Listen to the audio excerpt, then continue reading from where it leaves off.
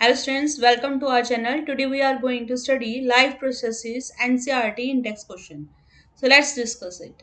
Why is diffusion insufficient to meet the oxygen requirement of multicellular organism like human? आपने सुना होगा diffusion का process होता है. डिफ्यूजन का प्रोसेस होता है that is always from high concentration to low concentration. So it is always insufficient to meet the oxygen. तो ये जो प्रोसेस होता है इसमें जो ऑक्सीजन की रिक्वायरमेंट होती है वो कभी भी मल्टी सेलुलर ऑर्गेनिज्म के लिए सफिशिएंट नहीं होती. So here we say multi cellular organism have to perform various activities. बहुत सारी एक्टिविटीज करनी पड़ती है which require large amount of energy. उसके लिए बहुत सारी अमाउंट में एनर्जी चाहिए होती है. For which large amount of oxygen is required. अब अगर एनर्जी की जरूरत है तो ऑक्सीजन की जरूरत पड़ेगी, right?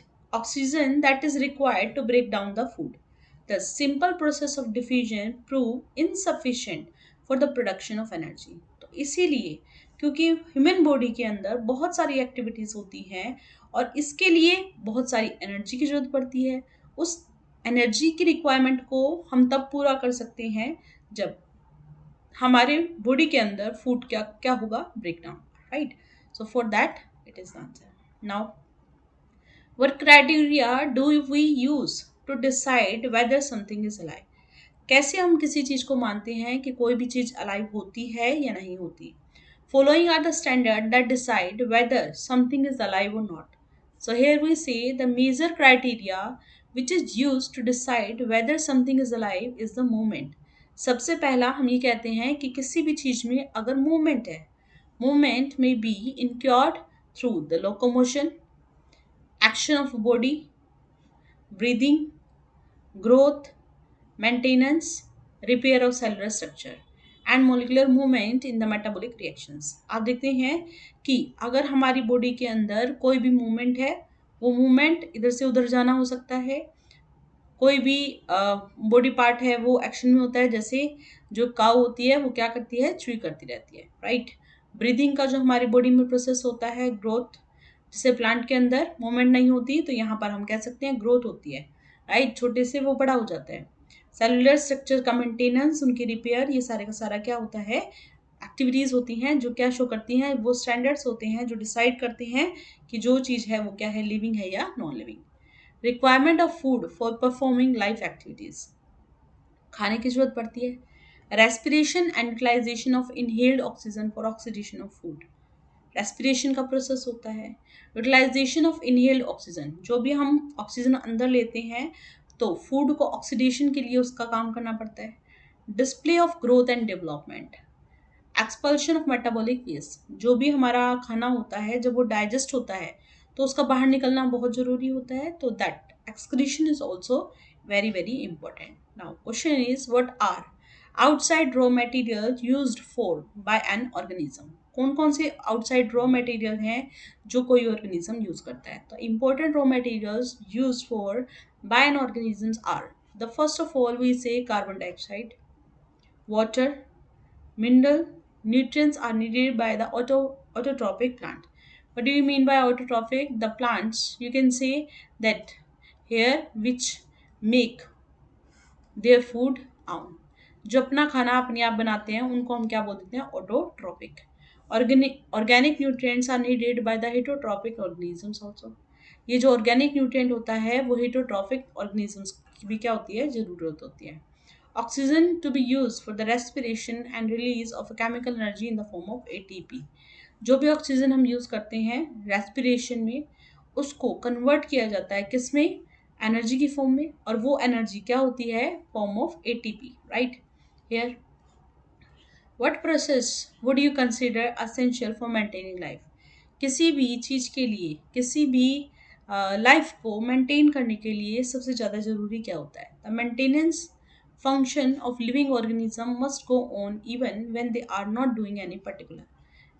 The various processes essential is first nutrition, खाना जरूरी है, respiration, सांस लेना, ट्रांसपोर्टेशन, हमारी बॉडी के अंदर एक पार्ट से दूसरे पार्ट तक जो भी मटेरियल होता है वो पहुंचता है, एक्सक्रीशन, जो भी हम खाना खाते हैं उसका डाइजेस्ट होने के बाद अगर वो बॉडी में रहेगा तो life will be in danger, so that's why it is good to excrete it. control and coordination. So control and coordination, both things are important. In absence of any one of these, the life become very, very difficult. So here, next is, what is the difference between autotrophic and heterotrophic nutrition? What do you mean by autotrophic? It is the mode of nutrition in which an organism make its own food. ऐसा mode nutrition का जिसमें खाना हम अपने आप बनाते हैं, from simple material like carbon chloride and water in the presence of sunlight and chlorophyll, right? So here we say carbon dioxide, और यहाँ से water के हेल्प से जो सनलाइट और क्लोरोफिल की प्रेजेंस में क्या होता है, जो खाना होता है वो अपने आप बनता है. It's chloride here, it's you can write carbon dioxide, right. Carbon dioxide और वाटर जो होता है वो प्लांट बाहर से एनवायरनमेंट से लेते हैं और उसको उसके ऊपर एक्शन कौन करता है, सनलाइट और क्लोरोफिल, और उसको कन्वर्ट करते हैं किसमें, ऑक्सीजन में. Heterotrophic, it is the mode of nutrition in which and organisms can not make its own food. अपना खाना अपने आप नहीं बनाते, जबकि ये डिपेंडेंट होते हैं दूसरे ऑर्गेनिजम्स के ऊपर. Green plant and autotrophic bacteria have autotrophic mode of nutrition. Fungi like bread, mold, yeast, and mushroom, they have heterotrophic mode of nutrition. Now, where do the plant get each of the raw materials required for the photosynthesis? जो भी plants होते हैं जो अपना खाना बनाते हैं, from where they get this raw material. तो हमने कहा अभी कार्बन डाइऑक्साइड मिलता है, कार्बन डाइऑक्साइड और वाटर जो मिलता है वो कहाँ से मिलता है. So the raw material required for photosynthesis, that is first carbon dioxide and second that is water. किसी भी प्लांट को अगर खाना बनाना है उसको दो चीज़ों की जरूरत होती है, कार्बन डाइऑक्साइड और दूसरा water. Plant terrestrial get carbon dioxide from the environment and water from the soil. जो भी खाना बनता है, जो भी हमने कहा कि रॉ मटेरियल होगा किसी भी ट्री को, अगर क्या किसी भी प्लांट को जो कार्बन डाइऑक्साइड होगा वो कहाँ से लेगा, फ्रॉम दी एनवायरमेंट, और रूट से वो क्या ले लेता है, H2O, water. Now aquatic plant obtaining CO2 that is present in dissolved form in water. जो भी aquatic plants होते हैं obtained CO2 that is present in dissolved form of water, वो कहाँ से लेते हैं, वाटर के अंदर जो dissolved form होती है उससे. Water is simply absorbed by the plant submerged in the water, right? Here, next, what is the role of acid in our stomach? हमने कहा हमारी बॉडी के अंदर कुछ,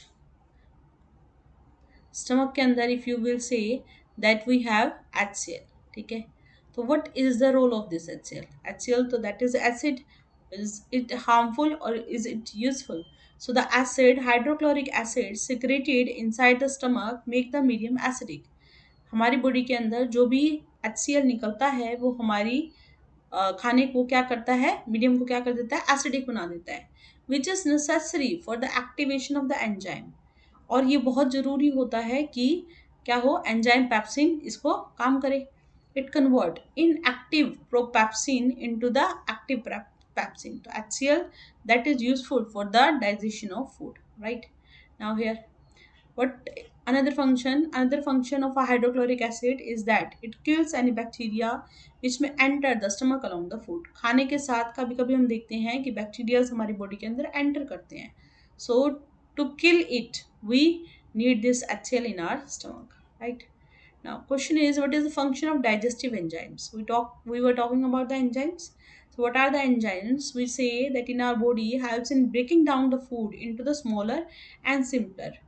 अगर हम खाना खाते हैं तो उसको डाइजेस्ट करने के लिए पहले उसको छोटे छोटे पार्ट में डिवाइड करना पड़ेगा, right. So here we need to divide into smaller and simpler absorbable form so that they can easily be absorb by the body cell, ताकि हमारी बॉडी सेल्स उसको आसानी से एब्जॉर्ब कर सकें and use for the various important function. Next, how is the small intestine design to absorb digestive food. जो हमारी small intestine होती है वो कैसे डिज़ाइन होती है. Small intestine is a long tubular structure. Its inner lining possesses numerous finger-like projection. हमारी जो स्मॉल इंटेस्टाइन होती है उसमें बहुत सारी छोटी छोटी फिंगर लाइक प्रोजेक्शन होती है, इनको हम विलाई बोलते हैं. Which increase the surface area for the absorption of digestive food. और ये हमारे खाने के डाइजेस्टिव जो पूरा एरिया होता है उसको बढ़ा देती है और इससे खाना जल्दी जल्दी एब्जॉर्ब होना शुरू हो जाता है, राइट. तो सरफेस एरिया को इंक्रीज करने का काम करता है कौन, villi. Now what advantage over an aquatic organism does a terrestrial organism have? क्या एडवांटेज होती है किसी भी एक्वेटिक ऑर्गेनिज्म की at the behalf of this terrestrial organism with regard to obtaining oxygen for the respiration? So here we see that aquatic animals utilize oxygen which is dissolved in the water. हम ये देखते हैं कि जो aquatic animals लेते हैं क्योंकि वो ऊपर तो नहीं आएंगे, एनवायरमेंट से तो ऑक्सीजन नहीं ले सकते, so that's why they take the oxygen from, कहाँ से लेते हैं ये, वाटर से, right. So here the solubility of oxygen in water is less. यहाँ पर हम ये देखते हैं कि जो सॉल्युबल ऑक्सीजन का अमाउंट होता है वो बहुत ही कम होता है. There is not much oxygen available for the aquatic organism and so they have to breathe, उनको सांस लेना पड़ता है at a faster rate. On the other hand terrestrial animals take oxygen directly, so their rate of breathing is comparatively less. तो इसके comparison में इनका breathing rate क्या होता है, लेस होता है. तो आपने देखा होगा एक्वेटिक एनिमल्स जब सांस लेते हैं तो दे कॉन्टिन्यूसली ब्रीथ. ठीक है, उनकी बॉडी क्या करती है, बार बार थोड़ा सा शेक करती है, जैसे फ्रॉग होता है, फिश होती है. ठीक है, तो ये होता है. What are the different ways in which glucose is oxidized to provide energy in the various organism? किस तरह से ग्लूकोज का ऑक्सीडेशन होता है किसी भी ऑर्गेनिज्म में? The first step in energy production is the break down of glucose. हम ये देखते हैं जब भी एनर्जी प्रोड्यूस होती है तो सबसे पहले जो glucose which is a 6 carbon compound that change into 2 pyruvate molecule. 6 carbon compound किस में चेंज हो जाता है, 2 पायरुवेट मॉलिक्यूल्स में, by the help of glycolysis. कौन सा प्रोसेस होता है, glycolysis. When the glucose change into pyruvate molecule, it occur in the cytoplasm. It is common to all type of respiration. Now this pyruvic acid depend on the presence or absence of the oxygen. अब depend करता है कि वो presence of oxygen में होगा या absence of में, oxygen में. तो pyruvate is oxidized into carbon dioxide and water using oxygen. If there is a presence of oxygen, so this pyruvate is oxidized. ये जो pyruvate होता है वो क्या हो जाता है, ऑक्सीडाइज हो जाता है, right, into carbon and water using oxygen. The process take place in mitochondria. ये जो प्रोसेस होता है वो कहाँ पर होता है, माइट्रोकॉन्ड्रिया में होता है, एंड प्रोड्यूसेस 36 एटीपी मॉलिक्यूल. और ये 36 एटीपी मॉलिक्यूल्स क्या होते हैं, दे आर एडेनोसिन ट्राइफॉस्फेट. जब क्या होगा, ब्रेक होगा तो हमें एनर्जी की जरूरत मिलेगी. तो ये एनर्जी जो है वो क्या है, एटीपी की फॉर्म में हमारी बॉडी के अंदर आती है, right. So here we are saying in the presence of oxygen it take place in mitochondria.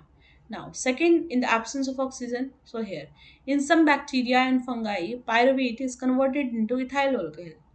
ऊपर वाली में हमने कहा pyruvate that changes to carbon dioxide and water, जो हमारी बॉडी बाहर निकालती है. यहाँ पर हमने कहा कि जो यीस्ट होता है मेनली, उसमें हमने कहा कि जो भी पायरुवेट होता है वो कन्वर्ट हो जाता है इथाइल अल्कोहल और कार्बन डाइऑक्साइड में, right. It is called fermentation, or you can say anaerobic respiration. Anaerobic when it occurs in the absence of oxygen. Now in the case of lack of oxygen, if there is no oxygen present in it, so pyruvate break into lactic acid also. This usually happen in the skeletal muscles of the human being during the vigorous exercise. जब हम बार बार कोई भी exercise करते हैं तो आप देखते हैं कि हमारी बॉडी के अंदर पेन होता है, तो lactic acid is responsible for this. Now how is oxygen and carbon dioxide transported in human being?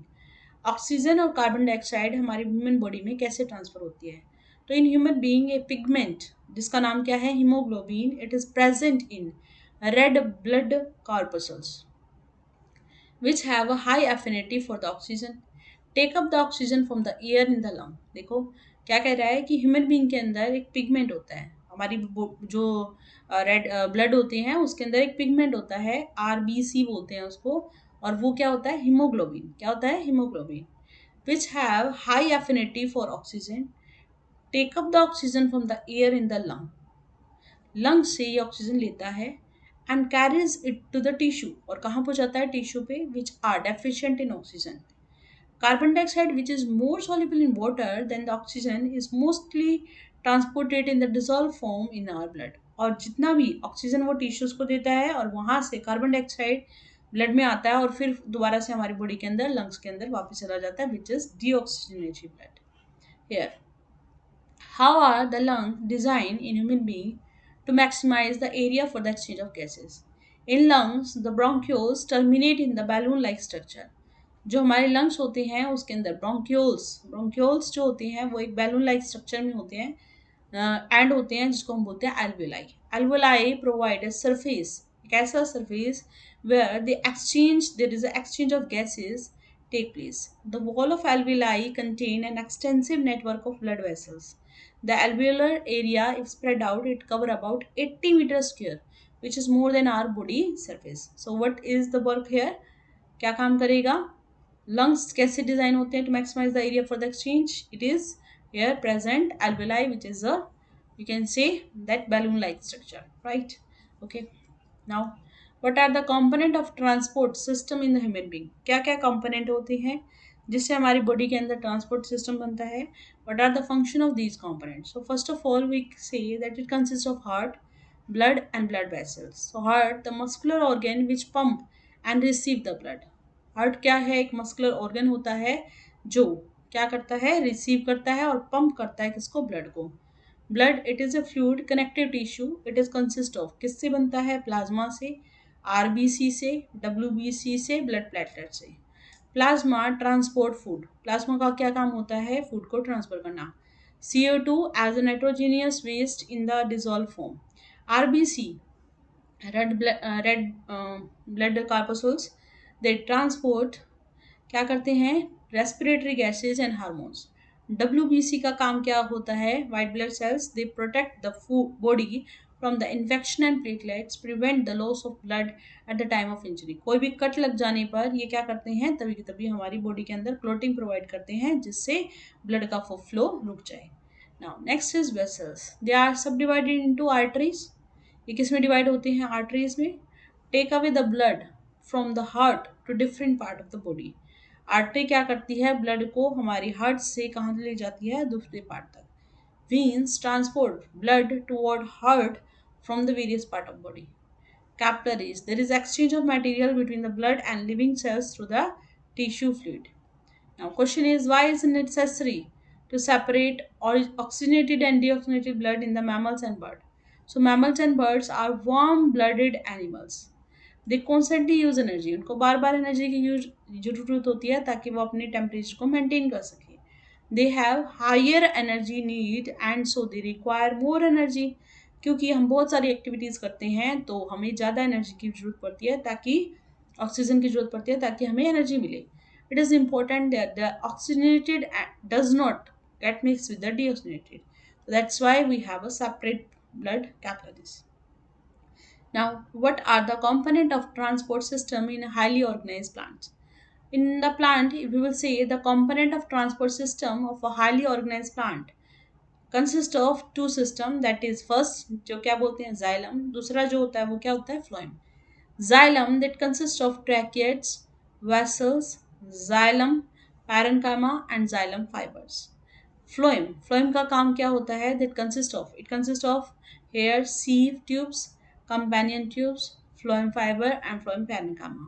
So xylem, it helps the plant to transfer, क्या ट्रांसपोर्ट करता है? ये वाटर और मिनरल्स को ट्रांसपोर्ट करता है. Phloem is this connective tissue which is useful, किस चीज के लिए यूजफुल होती है? For the transfer of food.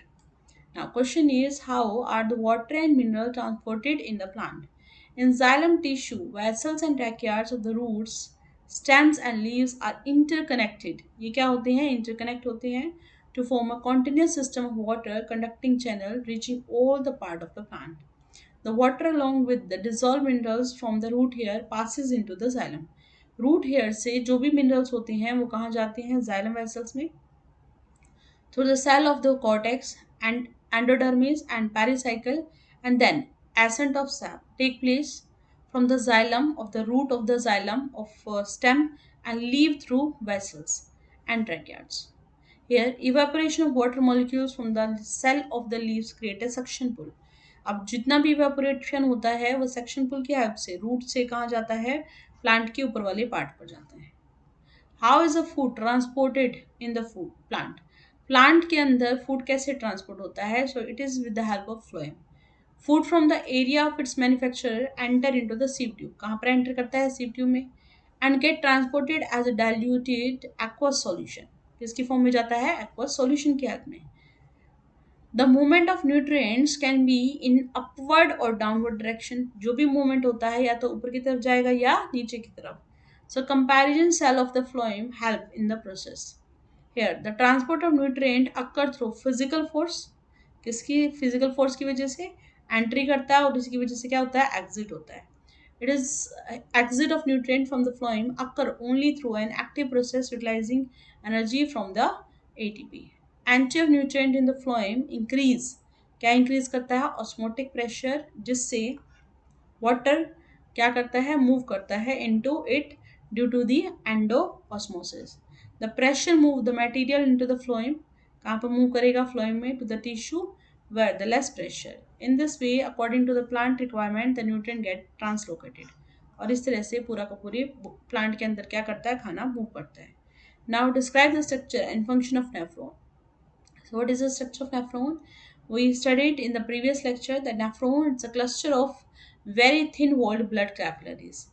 ये जो भी कैपिलरीज होती हैं, they have a cluster, capillaries cluster in the kidney. It is associated with a cup shaped Bowman capsule that collect the filtered urine, right? तो ये क्या करता है? जितना भी यूरिन होता है उसको क्या करता है? फिल्टर्ड यूरिन को कैप्चर का काम करता है। So here you see we have this cup like structure, जिसको क्या बोलते हैं? वुमेन कैप्सूल करते हैं।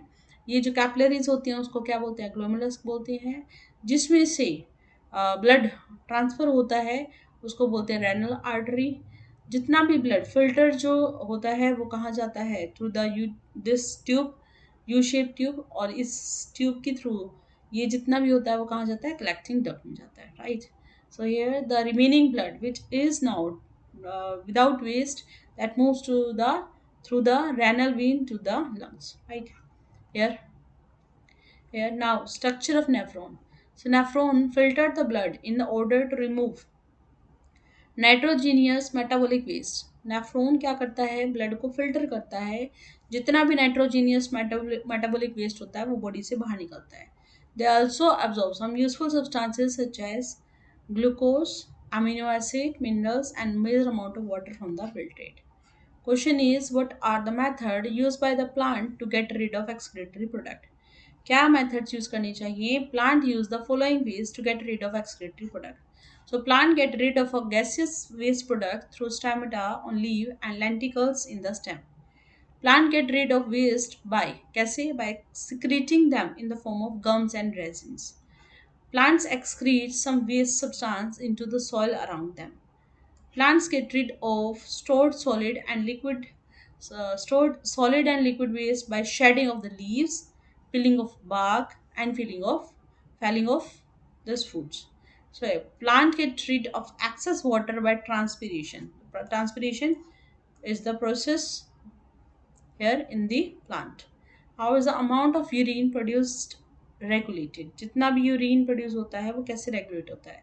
So the amount of urine largely depend on, किसके पर डिपेंड करता है? Amount of water reabsorbed. The amount of water reabsorbed by the nephron tubules depend on, किसके पर डिपेंड करता है? First, excess water removed in the body, dissolved nitrogenous waste like urea and uric acid and salt to be excreted from the body, right? So here this is all about. You need to revise this question. Thank you. Bye bye. Like, share and subscribe the channel.